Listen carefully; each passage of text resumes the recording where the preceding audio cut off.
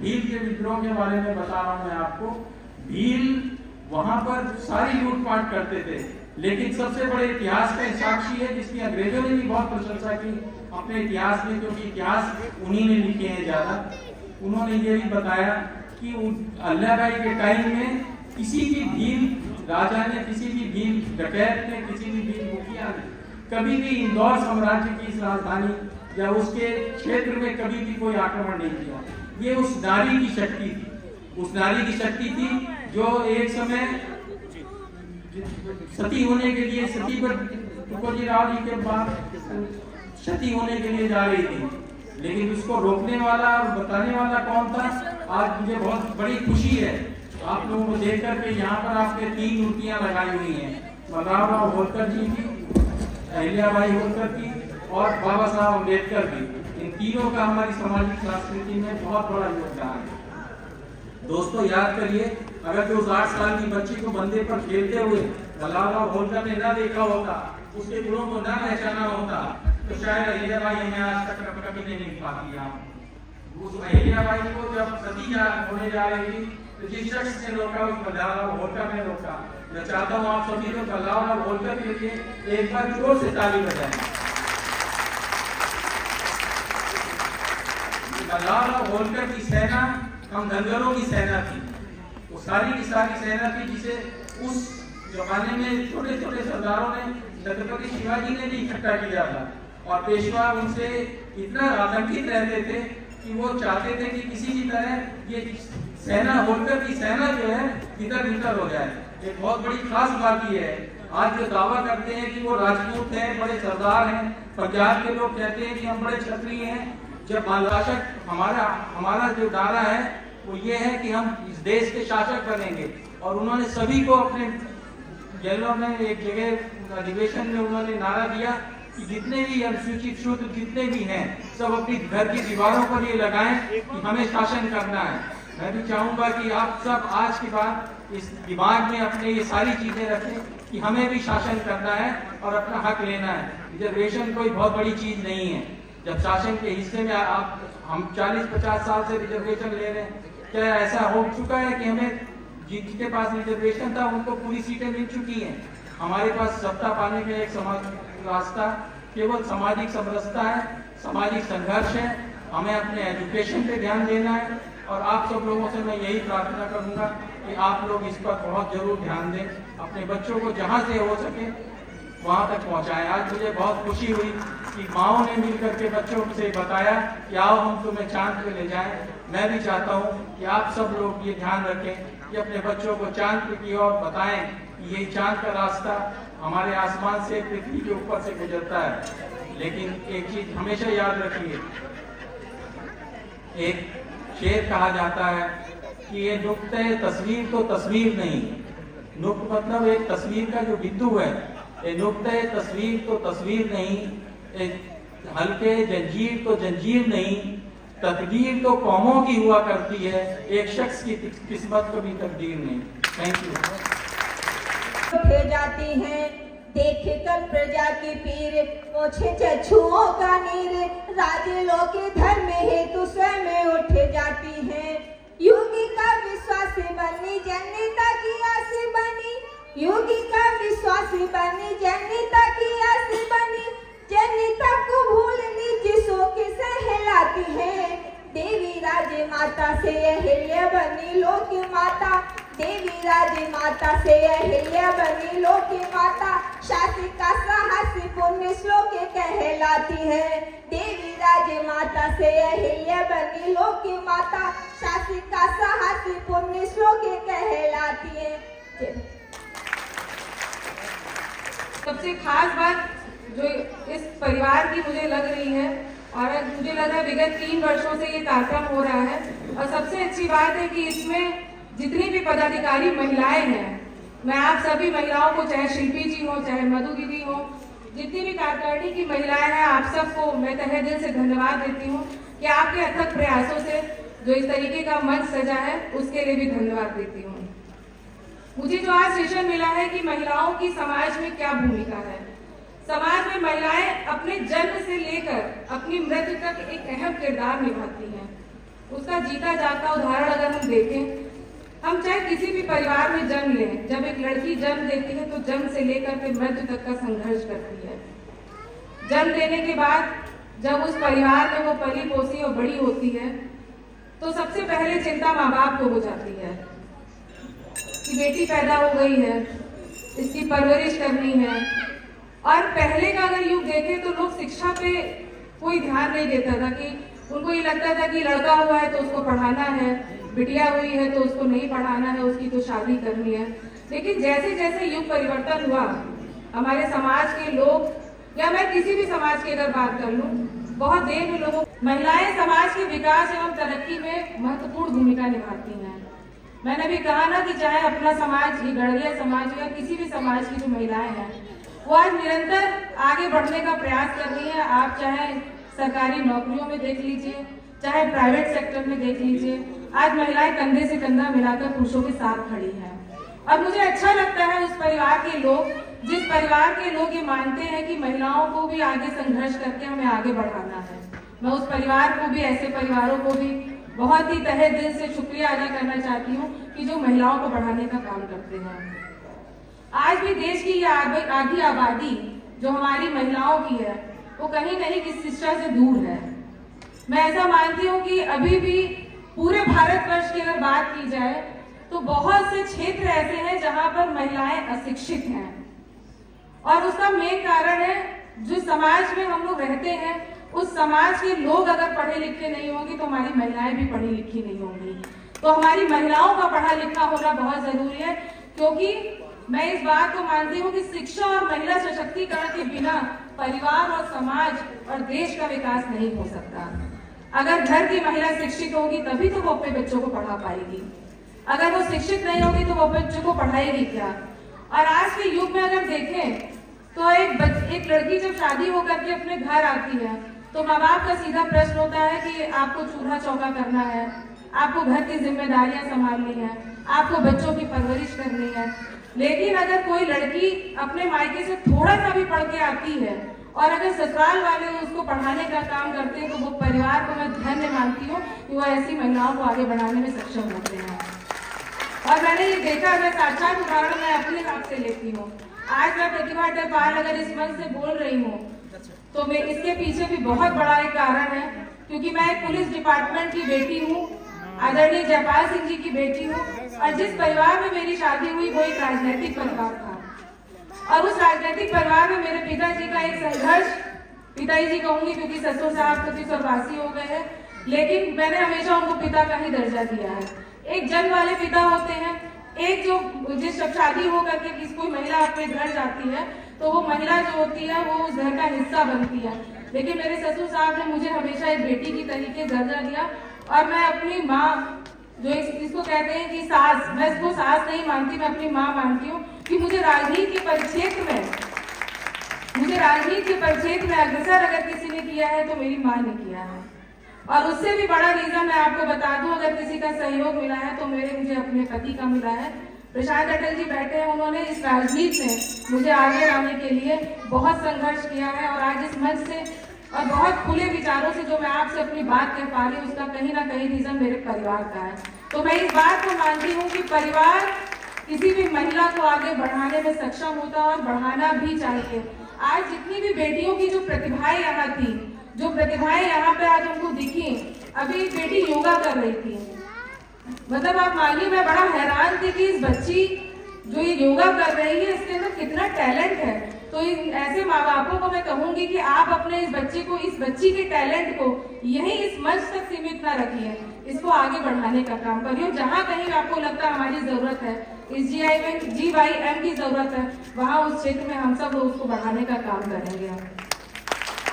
दूसरी बात, राजनीति में महिलाओं की जो भूमिका है, आज मैं मानती हूँ कि अपने समाज में कई लोग ऐसे हैं जो ये मानते हैं कि यार इस राजनीति में कुछ नहीं रखा है, क्यों हम अपने घर की महिलाओं को राजनीति में उतारे हैं। लेकिन राजनीति एक ऐसा माध्यम है जो जितने भी लोग यहाँ बैठे हुए हैं इस कार्यक्रम को सुन रहे हैं, तो आपके अपने बच्चे, आपके अगर किसी लड़की को शादी करके अपने घर में लाते हैं तो उसको आगे बढ़ाने का काम जरूर करें। और राजनीति एक ऐसा क्षेत्र जहाँ पुरुषों को का व्यक्तित्व देखने को मिलता है। हालांकि शिक्षा के क्षेत्र में एक उत्कृष्ट प्रदर्शन के बावजूद भी महिलाओं को राजनीति से कमजोर आंकना सही नहीं होगा। इसके कई उदाहरण हैं। आज हमारे सामने महिलाएं पुरुष के मुकाबले सशक्त शासिका की साबित हुई हैं, और मैं इसका उदाहरण जिस समाज से हम आते हैं, मातेश्वरी अहिल्याबाई होलकर जी का है, जिन्होंने इस देश को, देश ही नहीं पूरे विदेश में अपना डंका बजाया और इस समाज को, और मुझे गर्व है मैं इस समाज में पैदा हुई, मैं गढ़िया समाज में पैदा हुई। तो अहिल्याबाई होलकर जी की जीवनी से जुड़े हुए जितने भी जो लोगों ने, अभी इसके पहले के वक्ताओं ने जो आप सबको बताया, मैं उसको दोहराऊंगी नहीं, लेकिन एक आदर्श है अहिल्याबाई होलकर जी। अगर कुछ सीखना है तो अहिल्याबाई होलकर जी को पढ़ना सीखिए। हमारे बच्चे जितने यहाँ बैठे हैं, इनको अहिल्याबाई होलकर जी की जीवनी पढ़ानी चाहिए, और हर परिवार में माता अहिल्याबाई होलकर के जितने भी उनकी जीवनी से जुड़ी हुई, कहाँ पैदा हुई, कैसे उनका विवाह हुआ, तमाम बातें अहिल्याबाई होलकर की जीवनी से जुड़ी हुई हमारे बच्चों को ये आना चाहिए और हमारे बच्चों को सिखाना भी चाहिए। दूसरी बात है, अगर हम महिलाओं की बात करें, राजनीतिक क्षेत्र में यहाँ जितने लोग भी बैठे हैं, वो इंदिरा गांधी जी का नाम किसने सुना है? मुझे लगता सबने सुना होगा। और यहाँ जितने बच्चे बैठे हैं, मैं ये बात मानती हूँ कि इंदिरा गांधी भारत की लौ स्त्री थी, जिसका सबसे अच्छा उदाहरण है उन्होंने स्मोक, कोई भी टाइप का अगर आप नशा जो कि होता है बीड़ी, तंबाकू, सिगरेट, गुटखा, स्पेशली हमारे नॉर्थ इंडिया में जो यूज़ होता है वो होता है गुटखा, पान मसाला, बहुत ज़्यादा कॉमन है। उसकी वजह से होता है मुंह का कैंसर। सो कैंसर की स्टार्टिंग कैसे होती है, ये लोग जल्दी अगर पकड़ लें तो हमारे यहाँ पे जो मुंह के कैंसर से जितनी भी डेथ्स होती हैं वो बहुत ही कम हो जाएंगी। तो बेसिकली हमको जो एक जानना है वो ये है कि मुंह के कैंसर की शुरुआत कैसे होती है। शुरुआत होती है छोटे से छाले से, वो कहीं भी हो सकता है, पूरे मुंह में, गाल पे हो सकता है, जबान पे हो सकता है, तालू पे हो सकता है, इवन आपके जबड़े पे जितना भी अंदर जहाँ में दांत लगे हैं वहाँ पे भी कुछ भी एक छाला है, और वो छाला अगर आपको लग रहा है उसमें कोई दर्द नहीं होता। जो कैंसर के छाले होते हैं उसमें स्पेशली कोई दर्द नहीं होता, तो लोग क्या करते हैं, छोड़ देते हैं, यार ठीक है यार सब भर जाएगा। लेकिन हमको उसी चीज़ को ध्यान रखना होता है, 7 दिन मिनिमम 7 डेज हमको उसको देखना होता है कि 7 से 10 दिन में अगर वो छाला भर गया तब तो वो ठीक है, वो नॉर्मल छाला है। लेकिन अगर नहीं भरा मतलब कुछ तो सस्पिशियस है, कुछ तो उसमें प्रॉब्लम है, वो तब आपको अब जाकर के आप अपने डेंटिस्ट से मिल लीजिए, एक बार उनको दिखवा लीजिए, वो ज़्यादा बेहतर है। अगर दवाइयों से सही हो जाता है वेल एंड वेरी गुड, लेकिन छोड़ना नहीं होता है। जबान में भी हो गया या मुंह पे हो गया, गाल में हो गया, कहीं पे भी हो गया, इवन गर्दन की गांठों में भी होता है। कई बार होता है हम लोग को यहाँ पे लगता है, रेगुलर सर्दी जुकाम से भी होता है, गांठें होती हैं, लेकिन वो गांठें 7 से 10 दिन में सब सही हो जाती हैं। कोई गांठ अगर आपको लग रहा है कि बहुत ज़्यादा कड़ी हो गई है, वो हिल नहीं रही है, यहाँ पे आप महसूस करोगे, आपको लगेगा कि ये यहाँ पे एक गांठ है, इधर पे या फिर यहाँ पे आपको लग रहा है वो गांठ है और वो हिल नहीं रही है, लेकिन टाइट बहुत है, 10 दिन हो चुका है, 15 दिन हो चुका है, उसके बाद भी अगर आपको लगता है कि कोई भी तकलीफ है तो आप जा करके दिखवा लीजिए। आप चाहोगे, मैं आप कॉन्टैक्ट नंबर यहाँ के ऑर्गेनाइजिंग सेक्रेटरी के पास है, आप बात कर सकते हो मेरे से। जिसको भी कोई भी अगर इस रिलेशन में मुंह से रिलेटेड कोई भी दिक्कत लगती हो, आप मुझसे कभी भी बात कर सकते हो। It's free of cost for you, so that's why I am here, so thank you so much. Basically ये खाली जनरल अवेयरनेस थी। बहुत लोग खाली भागते हैं कि नहीं मुंह में छाला है, कोई बात नहीं, सही हो जाएगा, लेकिन उसको दिखवाना बहुत ज़रूरी होता है। और जब हम लोग दिखवाते हैं, डॉक्टर आपको बोलते हैं एक छोटी सी जांच करने को, छोटी सी जांच होती है, बोलेगा कि आपको बायोप्सी करानी है। जनरली लोग बायोप्सी से भाग जाते हैं, क्यों? क्योंकि एक मिथ है, बेसिकली बोलते हैं कि अगर आपने चाकू लगवा दिया तो वो बढ़ जाएगा। ऐसा नहीं होता। आप इनफैक्ट अगर आप चाकू लगवा करके अगर आप उसको छोटा सा टेस्ट करवा करके आप देख लो कि वो कैंसर कितने शुरुआत तो नहीं है, then it will be treated. अगर आपको लगता है वो कैंसर, या तो कैंसर होगा या तो कैंसर नहीं होगा। अगर है, शुरुआत भी है, तो वो शुरुआती तौर पे जो मरीज सही होते हैं उनका रिकवरी रेट इज 95% होता है। लेकिन अगर आपने बहुत बड़ा कर लिया, बहुत सारे हमारे यहाँ गाँव देहात से लोग आते हैं, जो कि इतना ज्यादा करके लेके आते हैं कि उनका फट क्या होता है उनको पता ही नहीं चलता है कि कोई यहाँ पे फट गाल में अंदर से गाल से फट कर क्यों बाहर निकलता है। So it's very scary. तो इसलिए बेटर है हम उसको पहले ही पकड़ के हम पहले ही ट्रीट कर लें। तो जो भी कैंसर, मुंह के कैंसर से रिलेटेड डेथ्स होती हैं हमारे यहाँ, वो बहुत स्तर तक कम हो जाएंगी। तो ये छोटी सी, बाकी इसके अलावा आप में से किसी को कोई भी बात करनी हो, कुछ भी पूछना हो, आप मेरे से बात कर सकते हैं, कोई दिक्कत नहीं। आप it will B free of cost and it can be, आप व्हाट्सएप से भी कर सकते हैं। ठीक है, थैंक यू।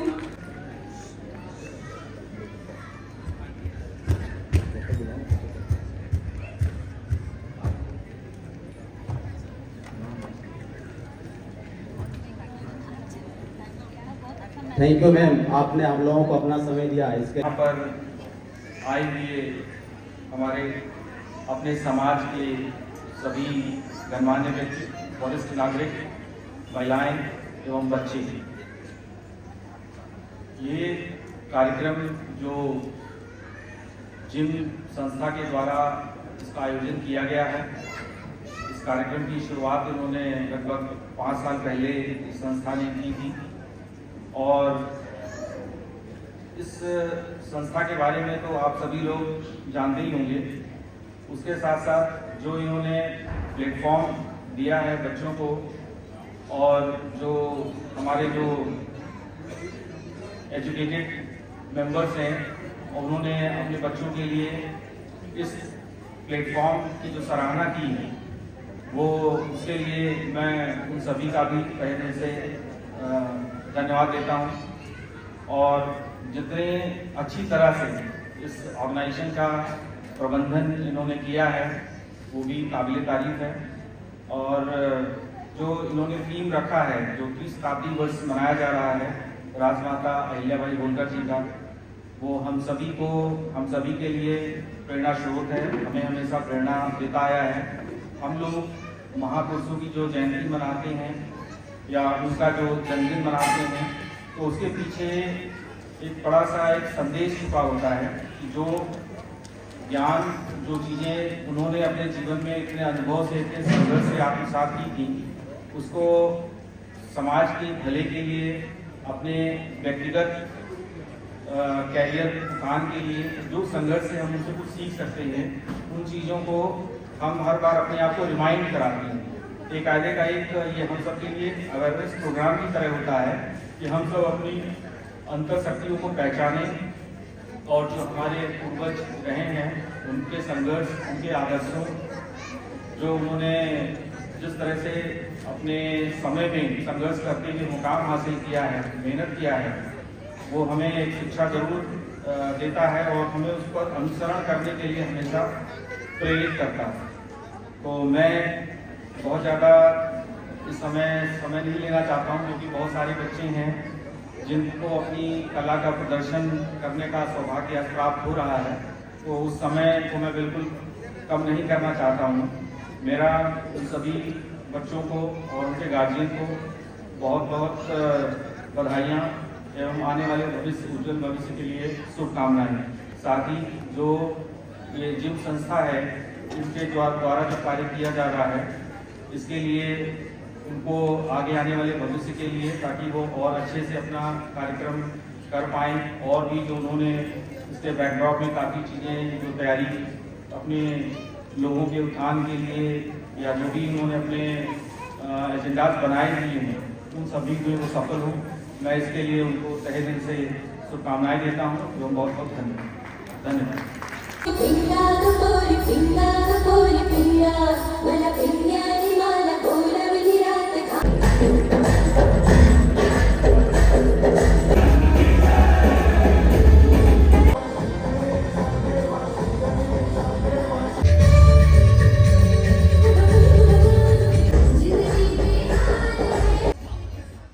जोरदार तालियां